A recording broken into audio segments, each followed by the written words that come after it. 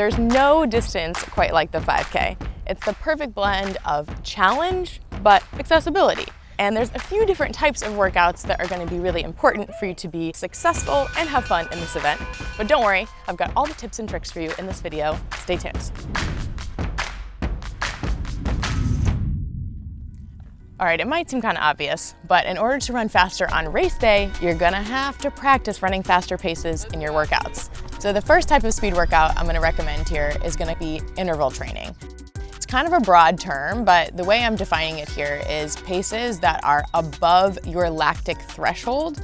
So in an interval workout, you're gonna have sections of time where you're running faster for just a couple of minutes, and then the recovery between these sections is going to be really relaxed, like either walking or just standing still to catch your breath.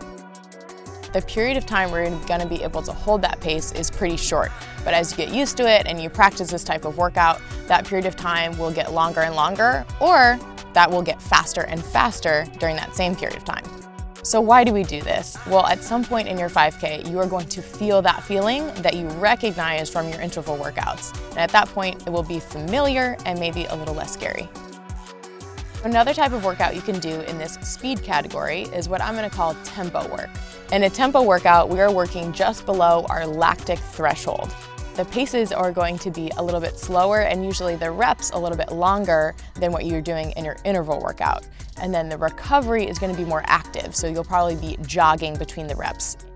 If you're a little newer to this event and speed work seems a little intimidating, I hear you, but hear me out. As you get used to it week by week, you start seeing your times dropping, the fear of the unknown drops away, and all of a sudden it can be really fun and actually really gratifying. Now we're going to talk about easy runs, which is the other end of the spectrum. But do not skip this part of the video and do not skip your easy runs. They're very important. Let me tell you why. Well, first of all, you can't go hard every day. It's totally normal to feel a little bit crusty, a little sluggish the day after your workouts, and you need those easy days in between the workouts to recover and also build some endurance. And when I say easy, I mean easy. I think a big mistake that people make oftentimes is doing their easy runs too fast. And then what happens is that you don't actually recover that well and you end up showing up to your next workout not quite ready to hit those hard paces.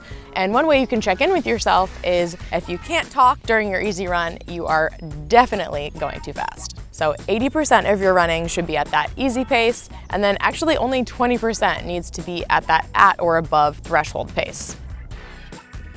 If you're thinking about your week of workouts in terms of mental concentration, your interval sessions are going to be your hardest mentally and physically. On the other hand, you have your easy runs. And then we have this third type of workout that's somewhere in the middle, and it's called the long run. If you're sitting there asking yourself, if I'm competing in a 5K, why would I ever need to run more than 3.1 miles? Let me take a second to try and convince you. The long run is really important for a couple reasons, but mostly to build that endurance, that aerobic base. And hopefully if you get really good at the long run, it actually makes the 5K seem really short.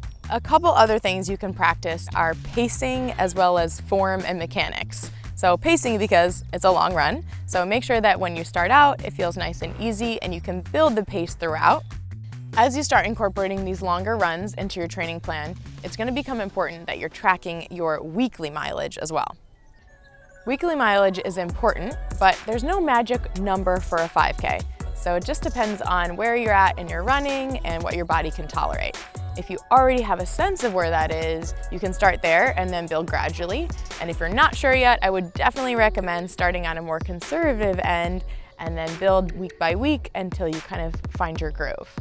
A rule of thumb would be the 10% rule. So you never want to increase mileage week by week more than 10%. So as you build your mileage every week, you're going to feel like you're getting stronger, you're able to handle more load, you're getting more aerobic, which all feels great. But let's make sure we also focus on that recovery, and that's where we're going to talk about a deload week. So if you're building your mileage week by week and feeling really good, you sometimes also might get to the point where you're feeling a little bit fatigued, and that's where a deload week comes in. So every 3 to 5 weeks, we recommend taking this. It helps you reset, recover, and let all that training sink in. But it isn't just a week off, it's just reduced training. Next, I want to talk to you about cross training. This is a personal favorite of mine, and it's a great tool to have in your back pocket when you are looking to increase that total training volume throughout the week without adding more impact from running.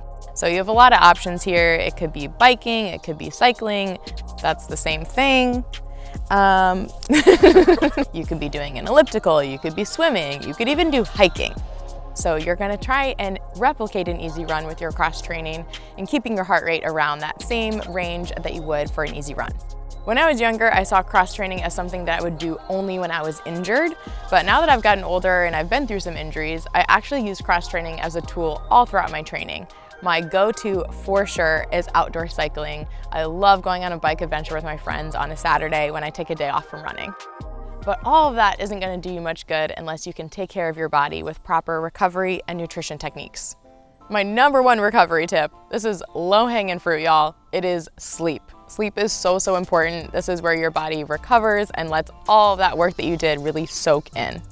Science shows that actually the most important thing you can do for sleep is sleep consistency, which just means going to bed and waking up at around the same times every day.